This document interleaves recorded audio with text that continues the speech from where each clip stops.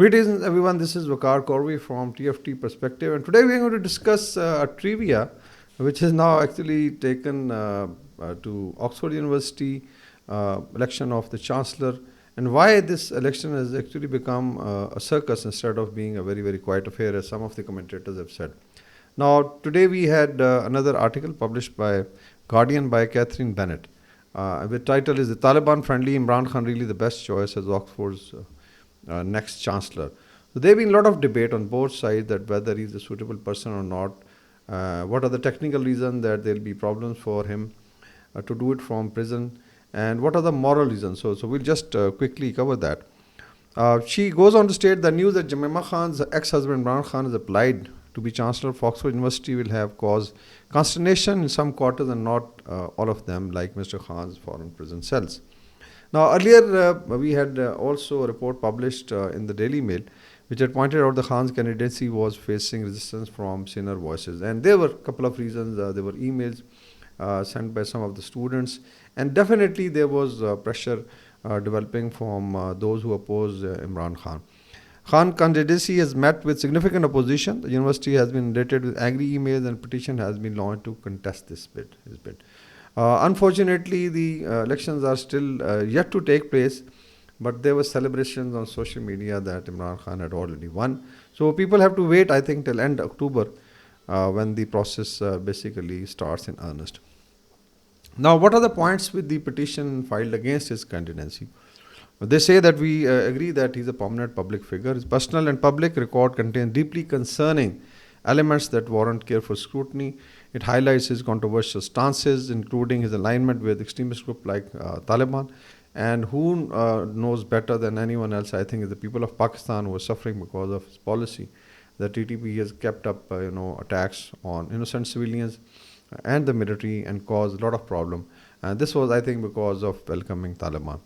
The petition recalls Khan's proposal to establish a Taliban office in Pakistan, a move that was widely condemned, as well as his characterization of Taliban as freedom fighters during the US presence in Afghanistan. So that has been. Now, do these values correspond to values of the Oxford University? And this is a big question mark. Now, critics of Khan's candidacy also accuse his supporters of engaging in online harassment and attacks against those who oppose him. Now, this is a tactic which has been, I think, used by his party, his supporters within and outside Pakistan. Just imagine that in case he becomes a chancellor, what's going to happen to any opposing voices, because chancellor is accountable and he cannot have his way through without, let's say, any opposition. So imagine if some individual group, or within the university or during his interaction with the international community have alternate views. What's going to happen? Are they going to be treated like, let's say, opposition of the PTI in Pakistan or not? So that's a big question.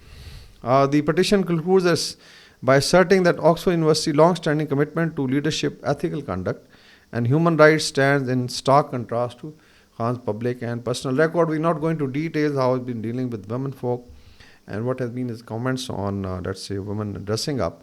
So here I'll just quote what Ms. Catherine Bennett said. Maybe, like Khan, you have congratulated the Taliban, never considering the possible impact on a UK academic career. Well, basically, she is addressing those who are supporting for breaking the shackles of slavery and have excused, like him, the Taliban ban on women's education, and still share Khan's stated belief on rape, that women should remove temptation because not everyone has willpower. So these are, I think, some of the. Now come the issue of administration of this job. Although this is chancellorship is a ceremonial appointment or assignment, but still he has to, he or she, whoever becomes the chancellor, has to attend certain functions for fundraising, travel internationally, and project cause of Oxford University. And then, of course, they have to also attend graduation ceremonies or other aspect related to the university. Now, the appointment is for 10 years and it's highly paid job. And Imran Khan's current conviction is almost 14 years sentence. So mainly the question is being asked whether he'll be able to perform it from the prison, because there's unlikely chances. Unless the UK government wants him out and want to basically use him, that's what the question has been raised. The other option is, putting a bat or his picture, on those functions. which can basically complement. There's also historical precedence that Imran Khan had to resign from Bradford University Chancellorship over failure to perform duties. And for last 4 years of his, I think, job. In 2014, he was served a notice. Union of Bradford Union floated a motion to remove Khan. So this was, I think, very, very disgraceful.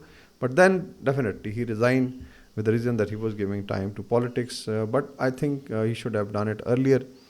Since last 14 years, last 10 years, that's 2010 to 14, he didn't even attend their, graduation. From a report published by the Dawn.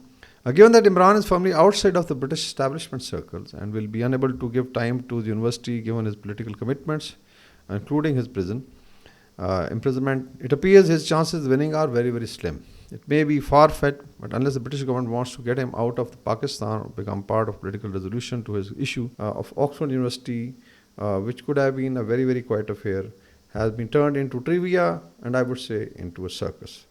Thank you very much.